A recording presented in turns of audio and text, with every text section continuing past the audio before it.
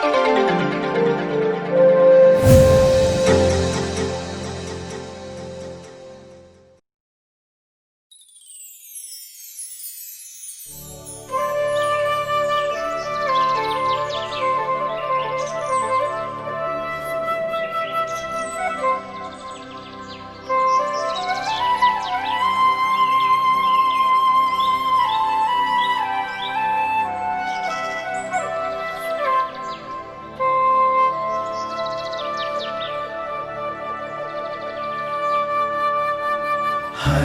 घर में ईश वचन, सत्य वचन, जीवन वचन।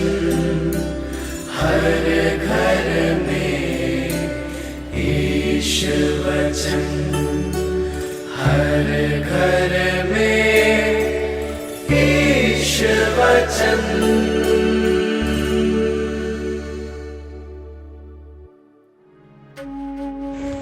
संत मत्ती के अनुसार पवित्र सुसमाचार अध्याय 21 पद संख्या 28 से 32।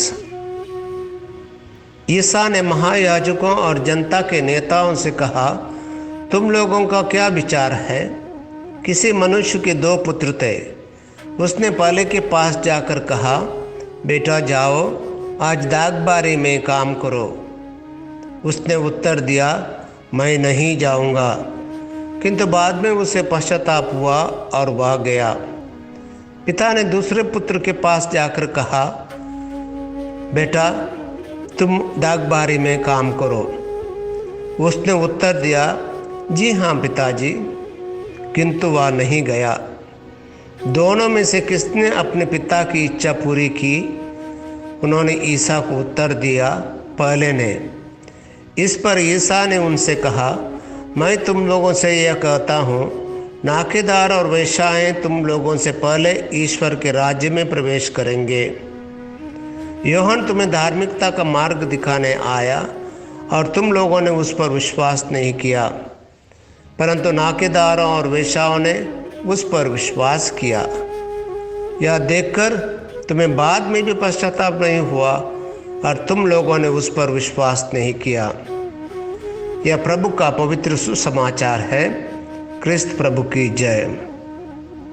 प्रिय मित्रों, जब महायाजकों और जनता के नेताओं ने यीशु से सवाल किया कि वह किस अधिकार से ये सब कर रहा है, उत्तर देने के बजाय यीशु ने उनसे एक प्रश्न पूछा जिसका वे उत्तर नहीं देना चाहते थे।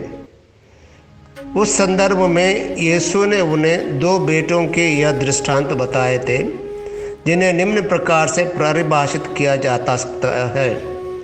एक बार एक पिता ने अपने बड़े बेटे को दाग की बारी में एक दिन का काम करने को कहा। बेटे ने सपाट और हतोत्साहित होकर मना कर दिया। बाद में उन्होंने अपना मन बदल लिया और दाग की बारी में जाकर काम किया। पिता उसी अनुरोध के साथ छोटे बेटे के पास पहुँचे। वह बहुत विनम्रता से जाने को तैयार हो गया, लेकिन उसने इस बारे में कुछ नहीं किया। यीशु ने पूछा कि इनमें से किस पुत्र ने वास्तव में अपने पिता की इच्छा पूरी की? उन्होंने बड़े बेटे को जवाब दिया। तब उसने याजकों और फरीसियों से कहा कि वेश्याएं और कर लेने वाले उनके आगे परमेश्वर के राज्य में प्रवेश करेंगे। इस कहानी का अर्थ स्पष्ट है। पहला बेटा कर लेने वालों और पापियों के लिए संकेत देता है। उनकी जीवन शैली धर्म या ईश्वर के साथ कुछ भी करने से इनकार करने की तरह लग रही थी। और फिर भी जब यीशु आए तो उन्होंने उनकी बात सुनी और उनके संदेश को पूरा करने और उनकी मांगों को पूरा करने के लिए अपने जीवन के तरीके को बदल दिया।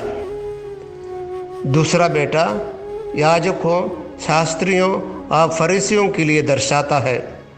उनके जीवन में केवल एक ही कर्तव्य था कि वे भगवान की सेवा करें और उनकी आज्ञाओं का पालन करें। और फिर भी जब परमेश्वर का पुत्र आया तो उन्होंने उसे पूरी तरह से अनदेखा कर दिया और अंत में उन्होंने उसे क्रूस पर चढ़ाया। यह दृष्टांत एक गहरा सच सामने लाता है कि शब्द कभी कर्मों की जगह नहीं ले सकते। दोनों बेटों ने अपने पिता के अनुरोध पर जिस तरह से प्रतिक्रिया व्यक्त की उसमें अंतर है। पहला बेटा लगभग अवमानना के साथ जवाब देता है, दूसरी ओर दूसरा बेटा बड़े सम्मान और राजनीति के साथ सभी बातें कहता है, लेकिन ना तो मौखिक रूप से और ना ही राजनीति कर्मों की जगह ले सकती थी। यह सच है कि केवल कर्मों से ही हम यह साबित कर सकते हैं कि हम वास्तव में किसी से प्यार करते हैं। कलीसिया के बाहर अच्छे ईसाई हैं जैसे कि अंदर में भी हैं।